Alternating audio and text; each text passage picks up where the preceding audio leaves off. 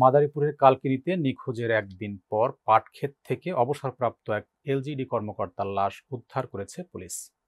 আমাদের বিশেষ প্রতিনিধি মোহাম্মদ হেমায়েত হোসেন খান জানিয়েছেন, সকালে কালকিনি উপজেলার মৌলভীকান্দি এলাকার একটি পাটক্ষেত থেকে লাশটি উদ্ধার করা হয়। নিহতের নাম আব্দুল জলিল শিকদার। তিনি উপজেলার এনায়েতনগর ইউনিয়নের মাঝেরকান্দি গ্রামের বাসিন্দা এবং স্থানীয় এলজিইডি অফিসের অফিস সহকারী হিসেবে অবসর গ্রহণ করেন। নিহতের পরিবার জানায়, গতকাল শুক্রবার জুমার নামাজ পড়তে গিয়ে তিনি আর বাড়ি ফেরেননি। এরপর পরিবারের সদস্যরা বিভিন্ন স্থানে খোঁজ করেও তার কোনো সন্ধান পাননি। পরদিন শনিবার সকালে পার্শ্ববর্তী মৌলভীকান্দি গ্রামে তার বড় মেয়ের জামাইয়ের বাড়ির কাছে একটি পাটক্ষেত থেকে লাশ পড়ে থাকার খবর পেয়ে ঘটনাস্থলে ছুটে যান স্বজনরা। সেখানে গিয়ে লাশ শনাক্ত করেন তারা। এ বিষয়ে কালকিনি থানার ভারপ্রাপ্ত কর্মকর্তা কে এম সোহেল রানা জানান, মৌলভীকান্দি গ্রাম পুলিশ থেকে খবর পেয়ে তাৎক্ষণিকভাবে ঘটনাস্থলে গিয়ে লাশ উদ্ধার করা হয়। প্রাথমিক সুরতহাল শেষে মরদেহটি ময়নাতদন্তের জন্য মাদারীপুর সদর হাসপাতালে মর্গে পাঠানো হয়েছে। মৃত্যুর সঠিক কারণ উদ্ঘাটনে চলছে তদন্ত। গতকালকে জুমার নামাজ বাদে সে খাওয়া দাওয়া করে বাড়ি থেকে বের হয়েছে কালকিনি আসার উদ্দেশ্যে করে। 11টা হয়ে যে আসলে তখন খোঁজাখুঁজি করে আমাদেরকে জানায় আমার শ্বশুর যে ব্যাপার তোমার শ্বশুরকে পাওয়া যেতেছে, সে তো বাড়িতে ফেরেনি। এর মধ্যে আমরা বিভিন্ন জায়গায় খোঁজাখুঁজি করেছি। সকালে লাশটা পাওয়া গেছে, ওখানে আব্দুল আহাদ একটা ছেলে আছে, ও আমার ফোন দিয়েছে, কাকা একটু থানা ইনফরমেশন দেন, আমাদের বাড়ির পিছনে একটা মানুষের মরা মানুষের মতো দেখা যায়। পরে আমার বোন আর আমার ছোট ভাই রোয়া দৌড়ে গেছে, যা তারা দেখে আমার ফোন দিল যে হ্যাঁ তার চেহারাইতে দেখা যায়। ঘটছে এটা আমরা বলতে পারতেছি না, তার মানসিক একটা সমস্যা ছিল, এটা আমরা জানি। আজকে সকাল 10 ঘটিকার সময় মৌলভীকান্দি এনায়েতনগর থেকে গ্রাম পুলিশ আমাকে ফোন দিয়ে জানায় যে মৌলভীকান্দি পাটক্ষেতের ভিতরে একজন বৃদ্ধ লোকের লাশ পড়ে রয়েছে। আমি তাৎক্ষণিক ঘটনাস্থলে যাই, যে জানতে পারি লাশটি এনায়েতনগরের মাঝেরকান্দি এলাকার জলিল শিকদারের লাশটা পড়ে রয়েছে। সেটা তার বড় মেয়ের জামাইয়ের বাড়ি।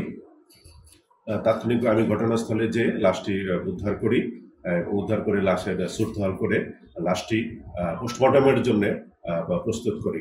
আসলে মৃত্যুর যে কিভাবে হয়েছে, মৃত্যুর সঠিক কারণ নির্ণয়ের জন্য লাশটি সুরতহাল করে পোস্টমর্টমের জন্য মাদারীপুর জেনারেল হাসপাতালে প্রেরণ করা হবে। বোঝা যাবে এটা স্বাভাবিক না অস্বাভাবিক মৃত্যু। আর তার পরিবারের সামনে আমরা তার শরীরে চেক করেছি, সেখানে তার মানিব্যাগে 900 টাকা পাওয়া গিয়েছে। শরীরে কোনো আঘাতের চিহ্ন নেই।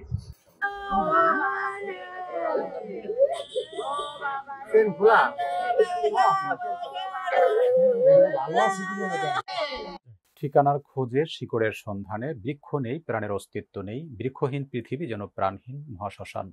এই স্লোগানকে সামনে রেখে কুমিল্লার তিতাস উপজেলায় চলছে বৃক্ষরোপণ ও চারা বিতরণ কর্মসূচি।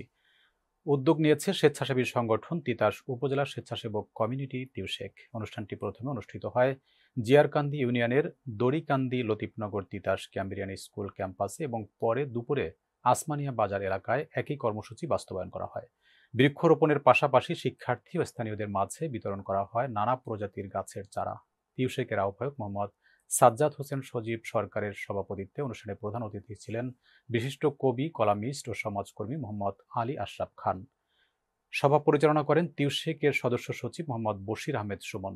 বিশেষ অতিথি হিসেবে বক্তব্য রাখেন পরিবেশবিদ ও কৃষিবিদ অধ্যক্ষ মতিন সৈকত, অবসরপ্রাপ্ত সেনা কর্মকর্তা সাইফুল ইসলাম স্বপন, সমাজসেবক ইঞ্জিনিয়ার আব্দুল লতিফ সরকার, ফ্রেন্ডস ক্লাবের প্রতিষ্ঠাতা হালিম সৈকত, অবসরপ্রাপ্ত বিজিবি কর্মকর্তা ফারুক কামাল, নিরাপদ চিকিৎসা চাই সংগঠনের দপ্তর সম্পাদক তৈয়ব আলী, উপজেলা সহকারী কৃষি কর্মকর্তা মহিউদ্দিন রিপন, কবি সুমন, রায়হান, জাগরণ সদিচ্ছা ফাউন্ডেশনের প্রধান নির্বাহী মোহাম্মদ ইকরাম সরকার এবং তিতাস ক্যাম্বিরিয়ান স্কুলের সহকারী শিক্ষক মোহাম্মদ আকরাম হোসেন।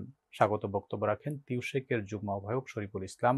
কর্মসূচিতে অংশ নেন স্থানীয় জনপ্রতিনিধি, গণ্যমান্য ব্যক্তি, তিউশেকের সদস্যবৃন্দ, হাসান, নাজমুল, সাকিব, সাফি ও সরোয়ার সহ স্বেচ্ছাসেবক ও বিভিন্ন স্কুলের শিক্ষার্থীরা।